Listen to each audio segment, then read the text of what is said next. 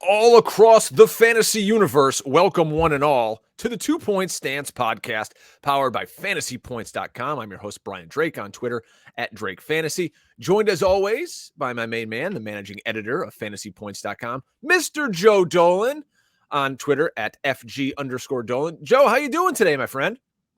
Drake, it's been a wild week here at fantasypoints.com, just pushing us into the future.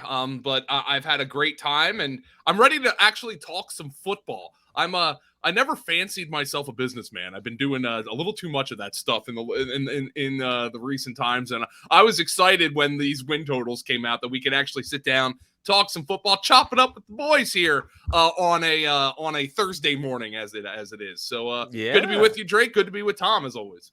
Yeah, so we're going to bring in Tom Brolley. You know him and love him from fantasypoints.com. Does tons of betting analysis over there. Tom, you still do some prop stuff, I believe. You're a jack of all trades at fantasypoints.com. And now we hear you even more and more on SiriusXM Fantasy Sports Radio, becoming king of the airwaves. Tom Brolley. Yeah, I've been popping on the morning show a little bit. Joe and I were both on this week, and probably be hearing me on there a little bit more as the summer goes along. But yeah, good to be on here. I'm like a kid in a candy store this week. The win totals, the initial win totals for the 2023 season have come out. Wait all year for these. I enjoy betting these a little bit more than Super Bowl props. Mm-hmm. You know, Super Bowl's fun. You get the big numbers, but that's where the sports books really, they kind of take your money. They're not giving you real fair odds. Win totals, we're getting the minus 110 versus minus 110. This is low hold, and you get to follow them all year. You glom onto a team or two, put some money on them, root against them, or maybe you root for them. Doesn't necessarily have to be your favorite team. So I really enjoy the win totals a little bit more than some of the other futures bets. Yeah, me too. This is a lot of fun, folks. So sit back and relax. We're going to talk about the win totals that DraftKings put out on their sports book. If you want to make a little money, go find the book of your choice. If you think, hey, I like Philadelphia's odds, I like Kansas City's odds, they're not going to win that many games, and I'm going to bet the under, go do it. Tell them your boys from Fantasy Points sent you. So what we're going to do is we're going to start out and we're going to go by win total, and we're going to group the teams that way. So the first grouping is 11.5 wins. And there's 3 teams in this category, fellas. It's Kansas City, San Francisco, and Cincinnati. Now, remember, the Chiefs were 14-3 last year. The Niners, 13-4. Cincinnati, 12-4. So all of these teams were over this total a year ago. We're looking at strength of schedule based on last year's win percentage. These teams are all next to each other in the top 17 at 16, 15, and 17, if that matters. I know a lot of things move around in the offseason, but all right, well, let's kick it off right here, guys, with this 11.5. Tom, you're our guest. We'll start with you. Anything really pop out from this trio? Do you see anybody going under this 11.5? Yeah, the 49ers kind of pop out to me as a team that I'd probably look to bet the under. We've heard this week that it's kind of going to be Brock Purdy. John Lynch said this week that's the guy that's the leader in the clubhouse, but of course he's going basically through Tommy John surgery. So there's a real question if he's going to be ready for week 1. We've seen Trey Lance in very small doses, basically a game and a half last year. The reports in training camp were very terrible. So maybe he's the leader if Purdy's injury drags into the season. And then we have Sam Darnold also joining the mix in free agency. So, I mean, roster-wise, probably the 49ers have the best roster in the league. But quarterback position, it's a big question mark heading into the year. That's the one that, of the 3 here, I would kind of look towards the under with the 49ers. You have to pay a little bit of a price. It's minus 130. But that's the one where I have some question marks. Although the NFC West is, we could have some 2 down teams there with the Cardinals and the Rams. Seahawks were certainly competitive, but they were not competitive against the 49ers last year. So I can see why it's set here at 11.5 because of the NFC West, but they also get the AFC South as well in terms of crossover games with the AFC. So pretty soft little landing spot there. For 4 games against the AFC. So I can see why it's 11.5, but the questions at quarterback certainly give me a little bit of a pause to bet an over with the 49ers. What do you think, Joe, on these 11.5 teams? Well, one thing I know is I'm not betting the Kansas City Chiefs under. I'll never do that. I'm probably not going anywhere near these. And, the 49ers always have a trick up their sleeves. That's the thing that, John Lynch and Kyle Shanahan are really, really aggressive. As a matter of fact, Drake, you and I discussed that on our earlier podcast this week when we named the 49ers as the number one potential landing spot for Lamar Jackson. Let's go.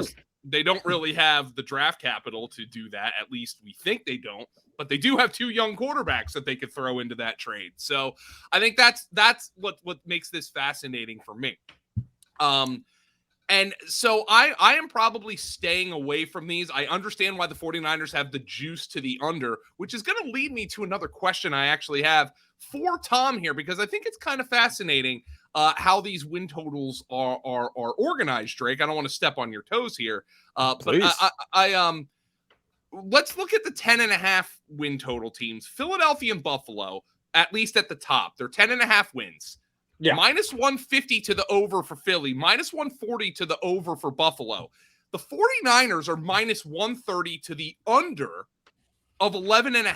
If you are reading that as a bettor, are you essentially looking at these saying, in essence, the market or the market has all 3 of these teams as 11-win teams? Yeah, 49ers probably shaded a little above that, like 11.1 or 2, and maybe the Bills and the Eagles probably like 10.9. They're right around that 11-win mark.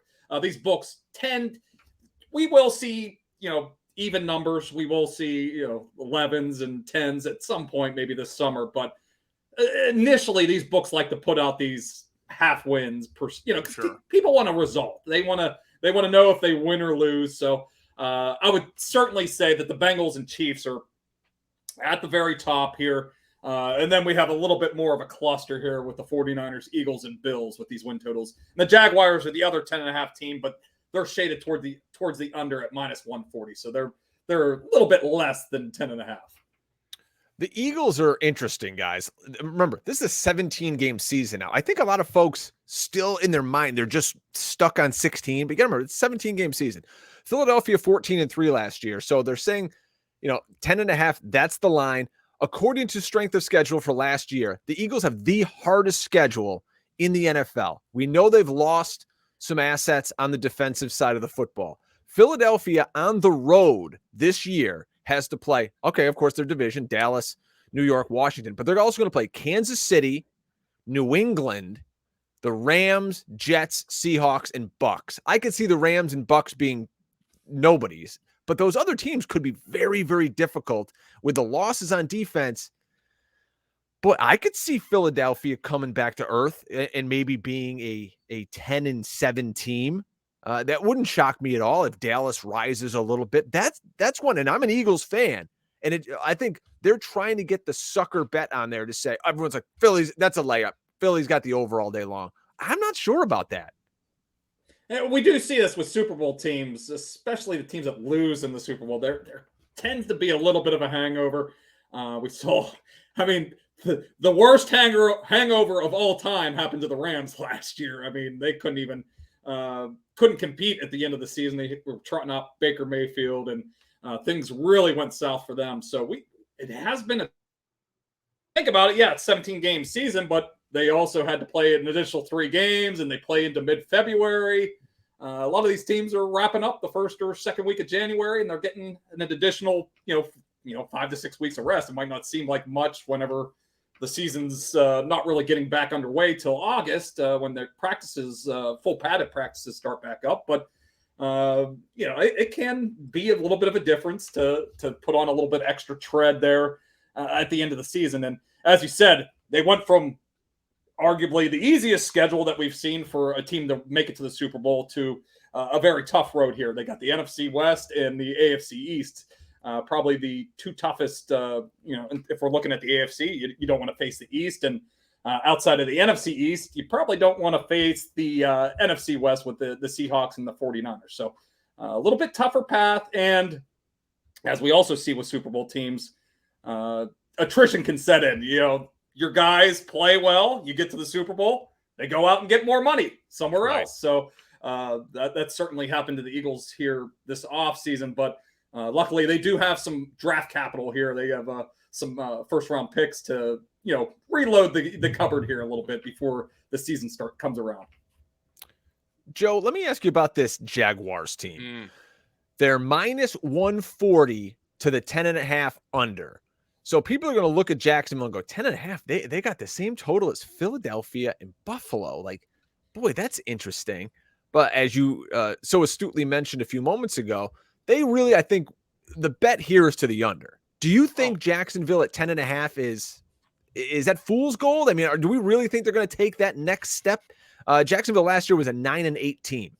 Yeah. So, like, first and foremost, when I first looked at these win totals, I'm like, whoa, like Jaguars at 10.5. And then you realize what their division looks like. As of right now, you have 2 games against Houston, who's going to have a rookie quarterback, 2 games against Indianapolis, who in theory are going to have a rookie quarterback, and 2 games against the Titans, who don't exactly have one of the best rosters in the NFL. They disintegrated at the end of last year.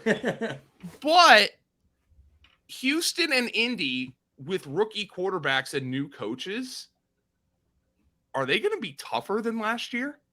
Because I kind of think so. Indy was. I'll save that for later, Joe. That's one of my favorite ones. Okay, all right. So, let's save that for later. So, I understand why the Jags are here, especially if the markets think Trevor Lawrence is going to take the next step forward. They have a lot of ability. Calvin Ridley's there.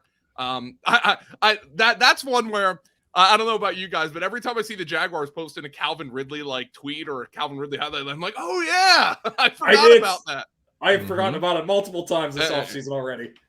Well, but they also get the NFC South for NFC games, which is always very appealing, in addition to their games against the AFC South. So I see why it's put there. I kind of lean toward the over here. I think this I'm with you, Joe. This division could be a cakewalk for them.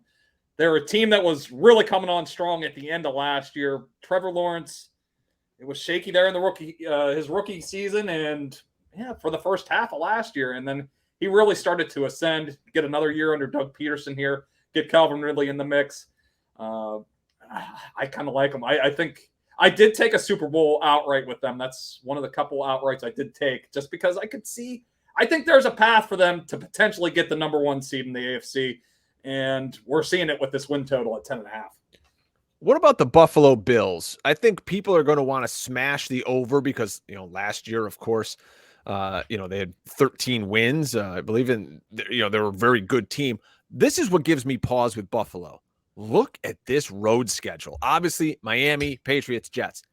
At the Bengals, at the Chiefs, at the Chargers, at the Eagles, and then they're also at the Commanders. That is brutal for the Buffalo Bills. So maybe they are a 10-win team. It wouldn't shock me, but and if Aaron Rodgers goes to the Jets, that's a really tough division, Joe. And by the way, I think I'll let Tom Brolley mention this right now. I think Mr. T. Bro, who put his latest betting power rankings, power ratings, whatever you want to call it. Hey, I'll be cynical. It used to be power ratings because that's what they say in betting, but we put it up. We called it power rankings for SEO purposes. You gotta Welcome alive. you gotta acquiesce to the man here every now and again. Tom, you think the Bills are one of the least improved teams in football right now? Yeah, I mean, and we knew this was going to happen. The contract for Josh Allen really starts to settle in. They paid Von Miller last year, so I don't think they've taken like a major step back. But you lose a couple of key pieces like Tremaine Edmonds, and your roster gets a little bit older. With their safeties are really getting up there in age. The secondary kind of broke down a little bit towards the end of last year. And let's face it, if you want to compete in the AFC, you got to go through Joe Burrow and Patrick Mahomes. So I do have some concerns about their secondary.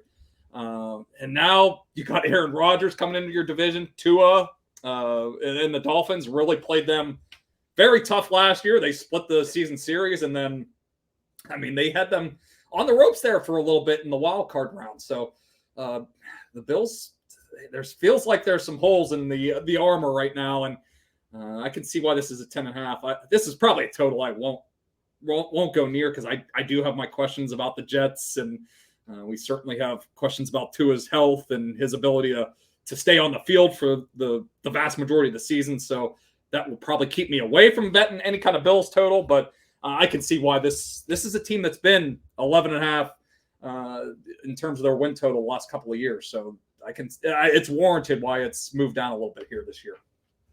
I'm looking at this group of teams at 9.5 wins, and this is juicy. This is where the books want to make the money because, look, this is where you've got the Dallas Cowboys, the most popular team in football. You put the New York Jets, so you got that New York market, and you got all the hype with Aaron Rodgers.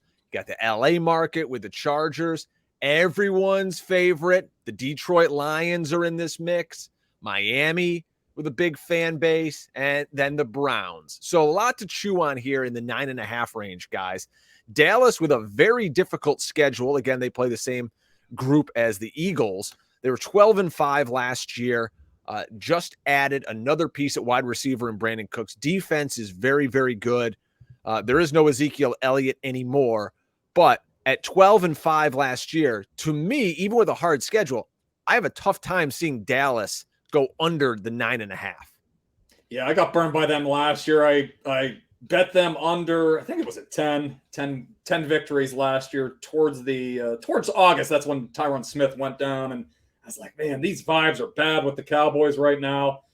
Eagles, all over the Eagles futures last year. And, on their over on the NFC East division title odds. And they still cruised over. I mean, they played 6 games without Dak Prescott, and it still easily went over the total. So I could only look at an over here, but I do have my concerns. I mean, we're losing Kellen Moore as offensive coordinator. That power struggle between him and McCarthy.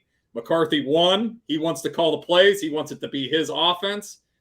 I mean, he was operating the second best offense behind the Chiefs the last 4 years. So I think there's reason for concern there that maybe the offense takes a step back.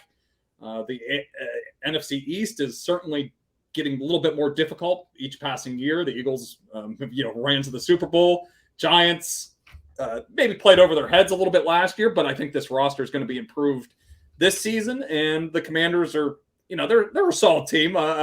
They're defensively very tough, and we look at they have the NFC West, and they have the crossover games with the AFC East here. So I would lean towards the over with the Cowboys just because I think they've been running a pretty good ship here. But losing Kellen Moore, I'm at least a little bit intrigued to see what this offense looks like this season after just operating the second best offense here the last 4 years.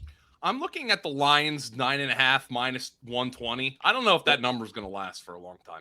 I know. I already got some Lions Super Bowl props. Those have dropped here. I got them at 30-1, and they're now in that 25-1 range. A lot of the Lions are the hot team here. So I agree with you. I'm going to probably just stick it out. I have NFC division conference winning odds and Super Bowl winning odds for the Lions. 9.5 does feel, a little bit high for a team that, really hasn't done it that much. They did get to 9 wins last year, took a big leap forward, but I do worry about Jared Goff, maybe taking a step back this season. He really played above his head last year. He was getting written off. He was done basically last year in fantasy drafts. He was, the 28th quarterback off the board. Nobody wanted any part of him. So I do have some concerns that maybe Goff takes a step back here. I'm content with my future props with them, but 9.5 minus 120 feels a bit inflated, but that's the side I'd probably back here. I do think the NFC North could take a step back here. We're getting Aaron Rodgers out of the mix. We're getting a lot of air blown up their butts here this offseason, but I do like that Lions side. You mentioned Aaron Rodgers going to the Jets. They're in this mix, 9.5 minus 130. This is a team last year with, Adam Kaplan playing quarterback, had 7 wins.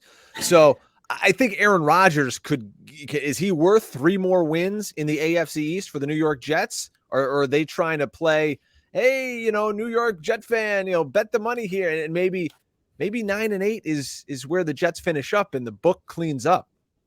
Yeah, I don't know. You go ahead, Joe. I'm not betting this line. I am not touching it. I think the Jets have a better team than the Packers, quite frankly. I don't even know if that's a controversial statement. But what if Rodgers' decline of last year is real? I think, but you could also talk yourself into, I have recency bias. This is a guy who won 2 consecutive MVPs the 2 years prior. So I'm not touching this. I could see the Jets going 11-6. I don't know if Russell Wilson disaster class is in their range of outcomes. I don't know if I think Rodgers could collapse that much, but knowing how much the Jets are probably going to be in prime time this year, the thought has absolutely crossed my mind that by week 6, we're like, oh my God, not another Jets primetime game, just like we were doing with the Broncos last year. This is not one I have any comfort, because I will truly say, 2 years ago, 2020 rather, I guess 3 years ago at this point, when I remember leading off our players to our overvalued and players to avoid article at Fantasy Points, and the cover boy was Aaron Rodgers. And, the 2019 season was not good for him. His play had slipped. And I remember specifically writing in that article, the one thing that we here could be underestimating is the FU factor. Aaron Rodgers saying, screw you guys, I'm still great, and I'm going to show you. And that's exactly what happened. He came out, and the FU factor was high for Aaron Rodgers. I don't know if I can underestimate that factor with him going to the Jets. Everybody's laughing at him. Everybody hates him. I think he knows everybody hates him, and I think he's playing into the fact that everybody hates him. And I think there's going to be a little Ric Flair. Learn to love it, because you're going to be seeing a lot of it. I am not touching this line. I think it is a shrewd line by the books. I'll honestly, I'm leaning towards the under with you, Joe. But this is one I would not touch right now. There's going to be a momentum in the year. Later in the summer, I think, every Jets fan is going to come out of the woodwork to want to bet the over here. And it will give us some time to see his level of involvement. I think if we see him at OTAs really chopping it up, and because he seemed there seemed to be a level of discontent in Green Bay last year. He didn't want to, be involved in all the off foot out the door already. So I think if we see in May and in June, if he's out there practicing and chopping it up with all his new teammates, and maybe that's a sign that, okay, I'm staying away from this total. If he's still kind of partially away from the team, and we're not getting the reports that he's inviting all the guys out to wherever in California to practice, maybe that's a sign that we want to bet the under here, because I do have my concerns here. We got Nathaniel Hackett, Todd Downing running the offense. I mean, we saw what Todd Downing did with Tennessee last year, Hackett out in Denver last year. And just the fact that the Packers had already moved on basically this offseason. They wanted nothing to do with Aaron Rodgers. I mean, Gutekunst was out there this week, saying that there was no talks at all between the two sides. And that raises some red flags to me, that they were so ready to just go the other direction. So I'm leaning towards the under here, but I'm going to wait it out here. We'll see how Aaron Rodgers is. We'll see how the vibes later this summer. If he's really, if it seems like he's jumping all in, I'm probably going to stay away from this total. But if it seems like he's half in, half out again, I think it's time to jump on the under, and maybe we'll get a better number this summer with all the Jets fans wanting to bet it. A couple of interesting teams here in this 9.5 total bucket, and they both finished at 7-10 last year, and they both have, according to strength of schedule, pretty easy schedules for 2023. I'm talking about the Cleveland Browns and the New Orleans Saints. Maybe the casual fan, casual bettor is going to look at it and go, the Browns and the Saints, they stink. There's no way they're going to win over 9.5 games. What are we talking about here? Cleveland should be much improved. Another year with Deshaun Watson. The Saints stabilize their quarterback position, we think, with Derek Carr, and they've still got a very good defense. And you look at the divisions these two teams are in, who's to say these two teams couldn't compete for their division championships, or in the Saints case, win their division outright, I think.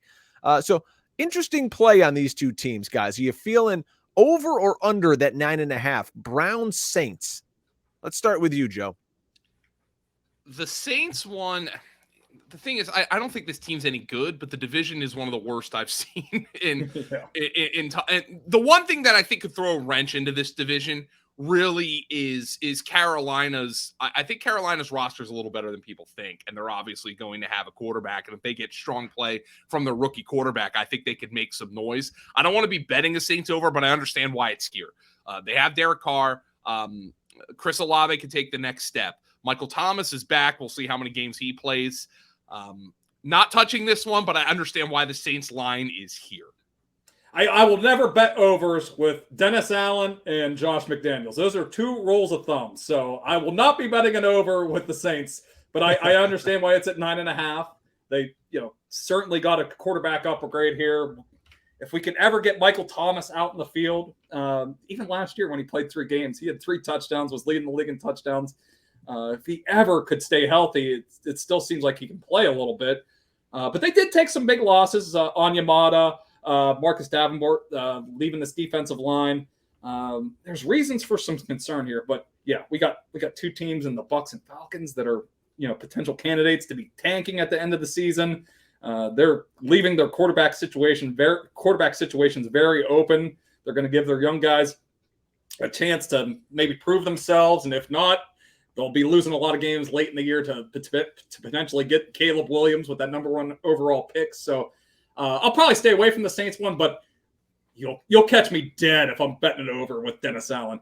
With the Browns side, AFC North is a tough division right now. We'll see what happens with the Ravens. That would probably keep me off of betting anything with the Browns right now. Kind of want to see how that plays out.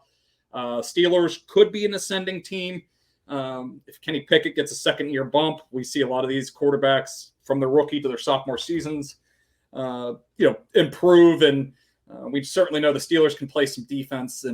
But we're also waiting on Deshaun Watson here. I mean, didn't look great last year, but I think we're getting some indications that this offense could look a little different this year. I think they're going to try to cater it a little bit more to him. We see them go out and get Elijah Moore, them get Marquise Goodwin as well to open up, as a vertical threat for this offense. So they're added some speed and some receivers to this offense. So I think we might be seeing this offense move from like a Nick Chubb type of offense to a Deshaun Watson type of offense. So I think that's better for the long run. Obviously, they're very financially invested in Deshaun Watson. So I'm staying away from this from now. But as much as I hate to say it, I'm expecting Deshaun Watson to get a second-year bump with the Cleveland Browns, with Kevin Stefanski, if they cater the offense more to him this year. I love the Elijah Moore trade for them, by the way. It was absolutely just a smart deal. It was a pick exchange. They moved down 30 picks in the draft, and you get a kid that was the 34th overall pick just a couple years ago, and he flashed. He was a wide receiver 1 for a 6-7 week stretch there as a rookie. And I mean, we don't see rookie receivers do that too often. So I thought that was a really sharp move for them. One team we didn't mention in this 9.5 window are the Miami Dolphins. Second year with Mike McDaniel at the helm. They were 9-8 a year ago. Schedule based on last year's win percentage, second hardest in the NFL. The big hang up here is the health of Tua. If Tua goes down, we don't know. He could get hit in week 1 and he could be done for the next 10 weeks or done for his career. But Miami, though, pretty good team. Defense is loaded. They brought back all their running backs. Still got Tyreek and Waddle on the outside. To me, this all hinges on Tua. So, guys, what are you thinking? They're playing minus 120 to the under 9.5. You taking the over? You taking the under on the Dolphins? Hard to bet an over for a team that's projected, by win totals to be the 3rd best team in their own division, right? I mean, I think that's part of the problem here, because according to the markets, the Bills and the Jets are projected to be better, and I think the Dolphins of any of these teams have the biggest question so far, no doubt about it. Maybe Tom, this is why you're the betting head at fantasypoints.com, because I am finding it very difficult to pull the trigger on either the over or the under here because the over is obvious. They have Tyreek Hill, they got Jalen Waddle. You know, they brought back those piecemeal running backs. They brought in Jalen Ramsey, but the Tua situation in that division is just so hard for me to get over. Yeah, whenever there's this much level of uncertainty, especially at a position like quarterback, I'm going to look towards the under. And we get an extra year. Not like Mike McDaniel's going to be solved here in his second season, but hey, there's tape out there now. We know what he wants to do with these speedy receivers. How he's going to operate the offense with Tua. So yeah, I think that helps these opposing defenses in the AFC East as well. So yeah, I'm leaning towards the under here. But the AFC East is going to be a dogfight between all four of these teams. I know we really haven't talked about the Patriots. They seem to be the one team that's lagging behind, but this is going to be a very difficult division with three very top heavy teams. But there's just too much uncertainty with Tua right now. I guess we haven't even really did they offer the 5th-year extension for him, the rookie? I don't think I've seen that yet. So obviously there's a little bit of uncertainty even with the Dolphins if they want to. Yeah, they picked it up, Tom. Oh, they did pick it up? Okay. It was very recently. They picked it up. Yeah, okay, good. Okay, well, that's a smart move on their part. I mean, they don't want to lock him up to a long-term contract. So, but yeah, I would lean towards the under here with the Dolphins. If this win total talk is getting your juices flowing, guys, like it is with me, you know what you got to do? You got to start drafting fantasy football teams because that's how you're going to win even more money. You're going to win over-unders with Tom Brolley's picks, and then you're going to win on Underdog. You go to UnderdogFantasy.com, use promo code FANTASYPTS. We're going to match your first-time deposit up to $100. That's right. You put $100 in with FANTASYPTS as your code, we're going to give you another $100. Now you got $200 to play with. That's not all. Of course, we've got the deal of the century. You deposit with Fantasy PTS as your code at Underdog Fantasy. We're going to give you a fantasypoints.com standard subscription for just $5. You want Brawley's Inside Insights? $5. $5. It's crazy. It's the best deal in fantasy football, folks. Go to UnderdogFantasy.com. Use code FANTASYPTS. We're going to match your first time deposit to $100 and give you a $5 subscription to fantasypoints.com. The best deal anywhere, guys. It's insane. I love doing that promo every single show, and I hope people are heeding our advice here and picking up that subscription because it's damn good. So, all right, that were the teams at 9.5 wins. Let's go down to 8.5 wins. All right, so there are some teams in here that won double-digit games last year, and now there's some question marks. I got one I really like here. Ooh, the Baltimore Ravens are 10-7 last year. The Minnesota Vikings were 13-4. 13-4 last year. DK's got them at 8.5. To me, that's like, I mean, they're minus 130, mind you, for the 8.5. Is that one of the ones you're talking about, guys? That's not the one I'm talking about. Oh, okay. Well, between those two teams, though, they're double-digit wins last year, and they've only got them projected 8.5. I know the Baltimore thing we can move aside. We know the story there. Minnesota's a team that I know they're kind of purging a little bit. They got issues. They still have Kirky. For the moment, they got Dalvin Cook, and you got Justin Jefferson in a division where you're playing the Bears. The Lions are ascending. Who knows about the Packers? We can't get 8.5 over 8.5 wins for Minnesota, or are you like crashing the under there, Tom? I'm looking at the under here. They had all the luck on their side last year. They're a team that's primed for some regression this year. I don't know the exact number, but I think it was 12-0 in one possession games last year. And of course, the one possession game they ended up losing was in the postseason against the Giants. So maybe regression came a little bit early in the NFC playoffs. But this is a team that had luck on their side all season long. I'm expecting it to come back to earth here a little bit. They did lose some pieces on defense with Tomlinson leaving, Patrick Peterson, Eric Kendricks. So they lost some big pieces to that defense. We'll see if they can get that secondary solved a little bit. That was for fantasy purposes, that was, hey, go play everybody that's playing against this Vikings secondary last year. We'll see if it's improved at all. But They did go out and get Byron Murphy, which was a big move, but this is a team that I cannot bet over after what I saw them do last year.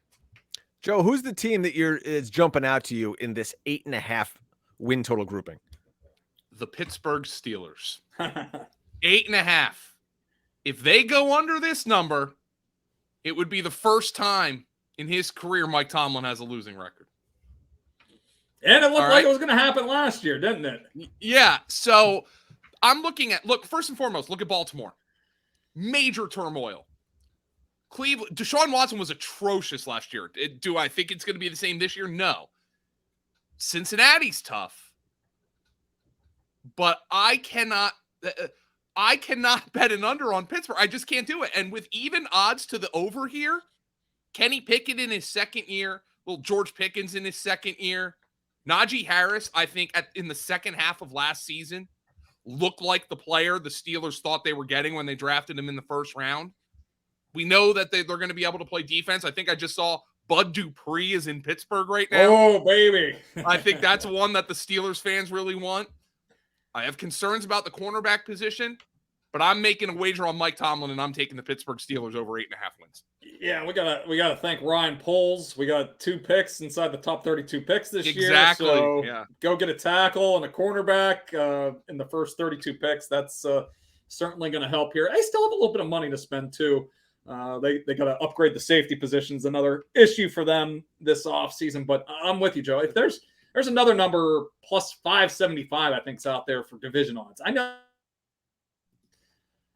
Say something happens to Burrow or Chase, that number just seems a little bit too high. It's really risen the last couple of weeks. I think that looks pretty juicy as well. The one I like, Joe, is the Seattle Seahawks. Okay. I think this team has improved even from last year. They were able to bring back Geno Smith on a really team-friendly deal. They go out and get Draymond Jones. Bobby Wagner comes back. Julian Love at safety. Dron Reed on defensive tackle. They really addressed a lot of their holes on defense. That was the bigger weakness for this team last year. So we think Kenneth Walker's a start, running back. I mean, DK Metcalf and Tyler Lockett get it done every year.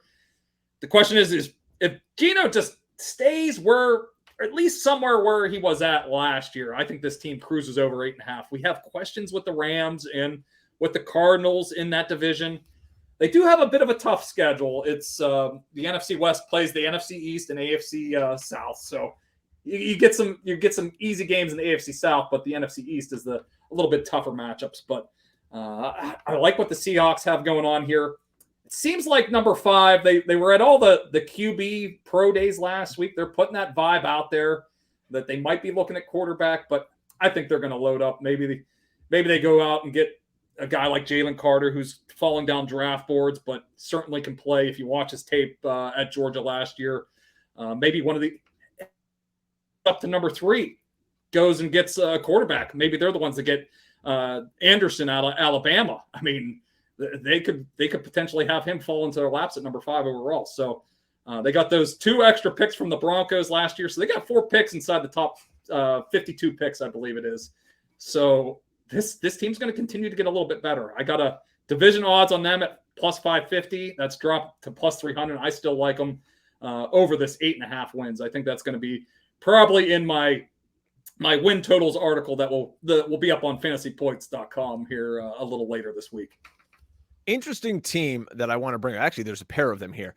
The New York Football Giants at minus 125 to the under for the 8.5 wins. This is a team last year that was 9-7-1, third hardest schedule coming up next season. So we look at I always love looking at the road games. So like I mentioned, Buffalo, Raiders, Dolphins, Saints, 49ers, all on the road for the New York Giants this year. I think DraftKings here is trying to, again, play to that New York market. You got a lot of goodwill with Dayball. They just got the contract for Daniel Jones. Saquon's back. Still questions about the line and the defense. But why are the Giants not higher on this list? I thought when this came out, you would see the Giants in that 9.5 group. But they got them at 8.5, maybe the tie. People look at it and they love looking at last year's. I'm like, they only won 9 games last year. I mean, they had a tie in there, but this seems to be a team kind of on the come. And it's like 8.5. I don't know. I kind of like the Giants over that. What do you guys think? I don't. They have, I'm kind of with you, Joe. I think I love they have Dable. 38 slot receivers on this team. Like I know. They were another team that was running a little hot with the luck last year as well. Maybe Daniel Jones. I think the jury's still out on him a little bit. They did improve his receiving core a little bit. They did get Darren Waller, but as Joe said, they do slot wide receivers this year. They still don't have that like guy who's a real difference maker on the perimeter. It still felt like a lot of smoke and mirrors last year. And credit to them, they won 9 games, won a play. But it seems like it might be tough to duplicate this year. I wouldn't put it past Dable to get them up to 9 or 10 wins, but you have to go through the Cowboys. You have to go through the Eagles, and that are in my power pair of top 6 teams. I don't think Washington's a complete rollover in the division as well. And as you said, the schedule, it was easy last year. All these NFC East teams had a very easy schedule last year. It gets a lot tougher this year. So I'm with Joe. I'm leaning a little bit towards the under here, but I have a tough time. Like how I have Josh McDaniels and Dennis Allen as guys that I'll never bet an over on. I'll never bet an under on Brian Dable at this. I mean, really, all they have to do is go 9-8. I think they can do that. I mean, trust me, if you've listened to me ever do a podcast, I am no Giants fan. But yeah, they're okay. How about this team, guys? The Denver Broncos, 5-12 last year, just an unmitigated disaster with Russell Wilson coming to town. They're in this 8.5 window, -110. They're really trying to beef up that offensive line. You've got Sean Payton now as the head coach. So a lot more optimism in Denver. Was last year an aberration, guys, or is this really a team you think can win 9 football games? I think Sean Payton is the factor here, and I'm not sure Sean Payton is going to be afraid to bench Russell Wilson if things go awry. I think they were talking up Jared Stidham a little bit, I really don't think Sean Payton has the gravitas to be able to do something like that. So we know Denver's got some ability. They've got some talent, although I do think their receivers are overrated. Cortland Sutton has never done anything for me. I'm a Judy guy, but eventually the guy's got to produce. Javonte Williams is coming off the injury. I think defensively, we know this team's going to be very good, though. And I think Sean Payton does indeed have the panache, the gravitas to bench Russell Wilson if Russell Wilson isn't playing well. So I understand why Denver's at 8.5 wins, because the talent level on this roster is a lot better than this team was last year. Yeah, I don't have a real strong feeling on this one. I think the roster is set up for some success, but it's all going to depend on Russell Wilson. The Jarrett Stidham issue, I could see them, pulling that string to put him in the lineup, but is Jarrett Stidham really going to get them over 9 wins if Russell Wilson gets off to a rough start? So I just don't have any faith in Russell Wilson right now. I could see Peyton kind of use, Peyton's here for the long run. He signed a long-term contract, got the big money. I could see him pulling the string and, hey, let's tank a little bit. Let's get better, draft picks. They won't be sending their picks to Seattle next year. There's a chance for them potentially get out of the contract with Russell Wilson starting next year. So I would lean towards the under here. They got to play a tough division as well with the Chargers and Chiefs, but push over. But I'm leaning towards the under here. I think Payton's got his eye on this year. Certainly, he doesn't want to come out and he wants to get the fan base excited again. It's been a long time for Broncos fans since that Super Bowl victory with Peyton Manning, but I also think he's eyeing up more towards 2024 and 25. So I would lean towards the under here. All right. So for time purposes here, there's a big chunk of team. I believe it's 9 teams in the 7.5 win total category. Rams, Carolina, Chicago, Patriots, Packers, Raiders, Commanders, Titans, and Falcons. So let's just kind of pick out a few of these teams that you've got a strong lean on either way, guys. For me, I look at this and I see the Rams And I'm taking the under on the Rams all day. I think the Rams are in pure tank mode for Caleb Williams. I don't have any faith in their offense. I mean, literally, name me someone on their defense besides Aaron Donald. They've got no depth at all. So I'd love taking the under on those guys. Elsewhere in this group, I mean, the Bears are a big team that sticks out. This is a team that won 3 games last year. And I know there's a lot of turnover. Are we saying they can improve 5 more wins to get the over on that? I'm not so sure. So from this window of teams, guy Brawley, let's start with you. Any teams that really pop out to you for the over or the under? I'm with you on the Bears one. I think there's been a lot of smoke being blown up their butts this offseason. It's I love the move to get DJ Moore, but I still have major questions on Justin Fields as a passer. At some point, you're going to have to win from the pocket a little bit more.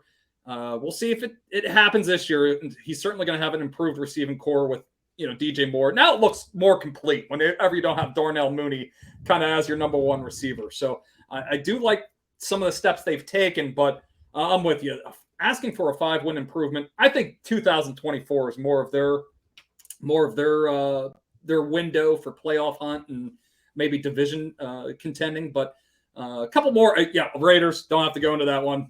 We're fading Josh McDaniels.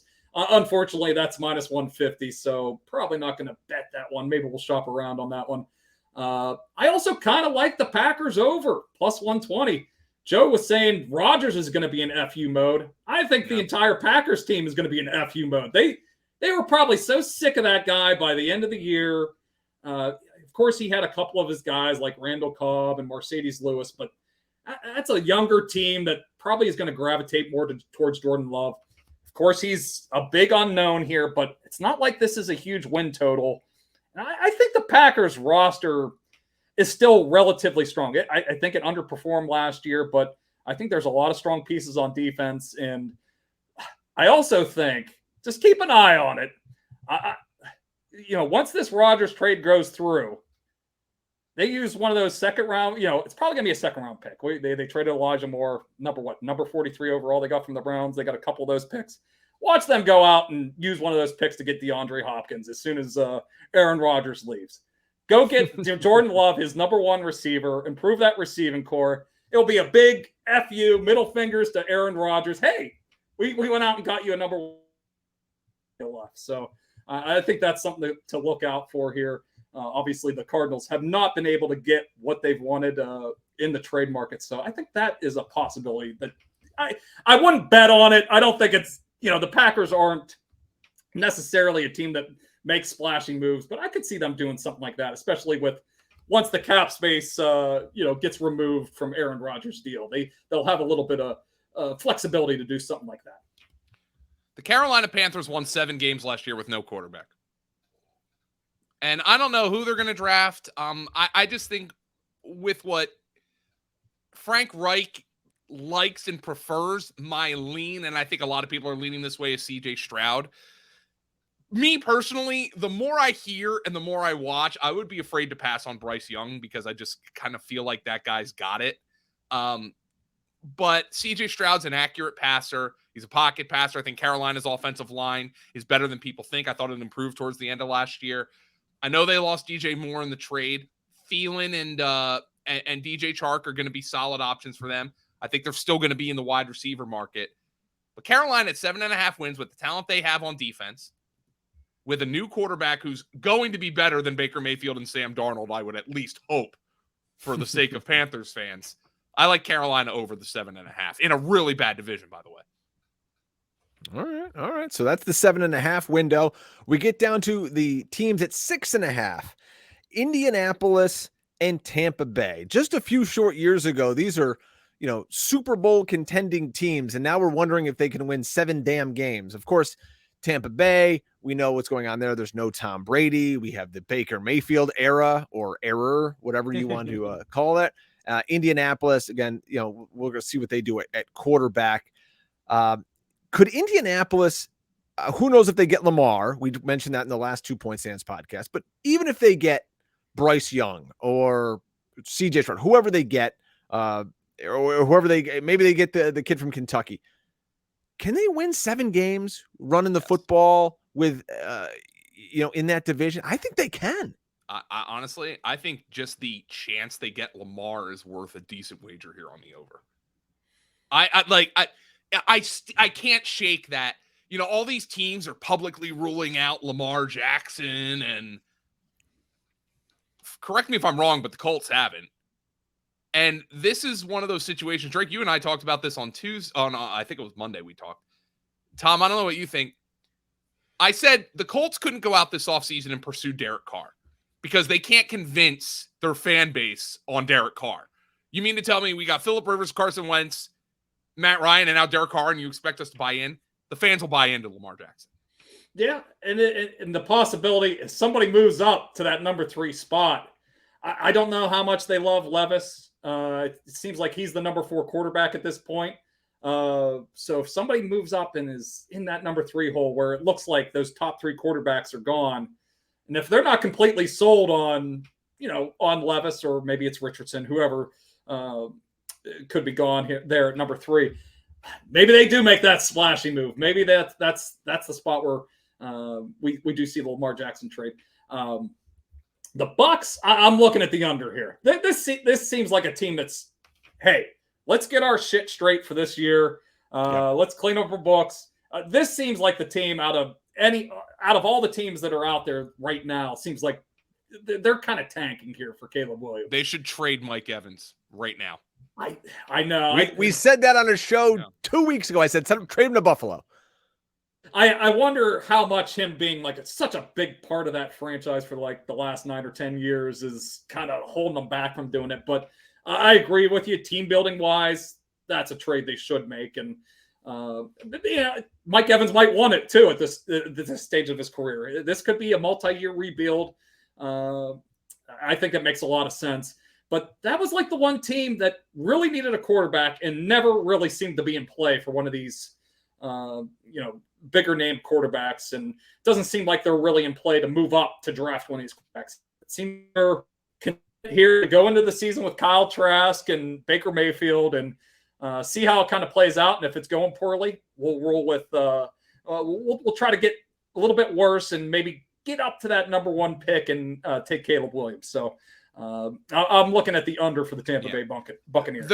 They are fully committed, it looks like, to paying the check on the Tom Brady tax. And Tom Brady was there for 3 years. They went to 3 playoffs and they won a Super Bowl. Any Buccaneers fan would have taken that. Any Buccaneers executive would have taken that when they made that move. And if they said we got a tank for a year after that, so be it. You're right. They brought in Baker Mayfield.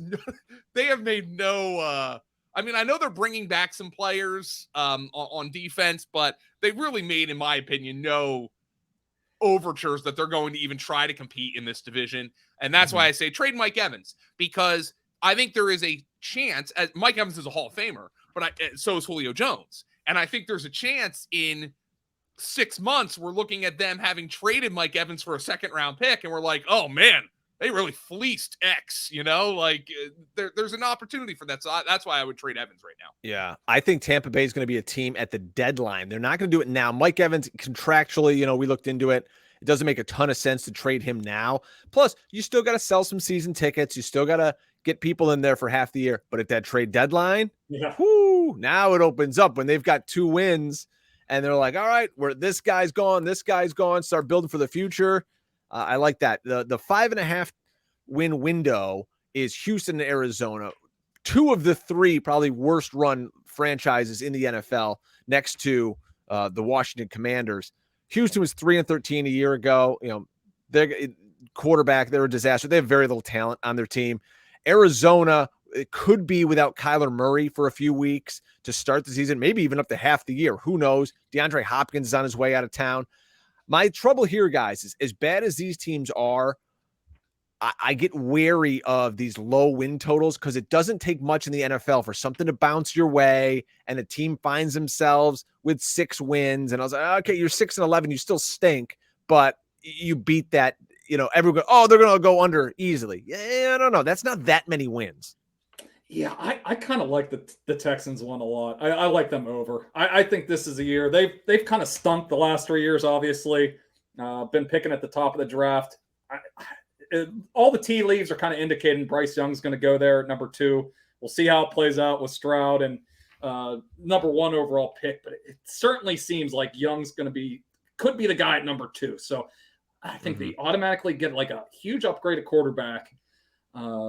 I like kind of some of their moves they've made this offseason, bringing in Sheldon Rankins, Shaq Mason, Dalton Schultz, and Jimmy Ward. I mean, those are 4 guys that can play.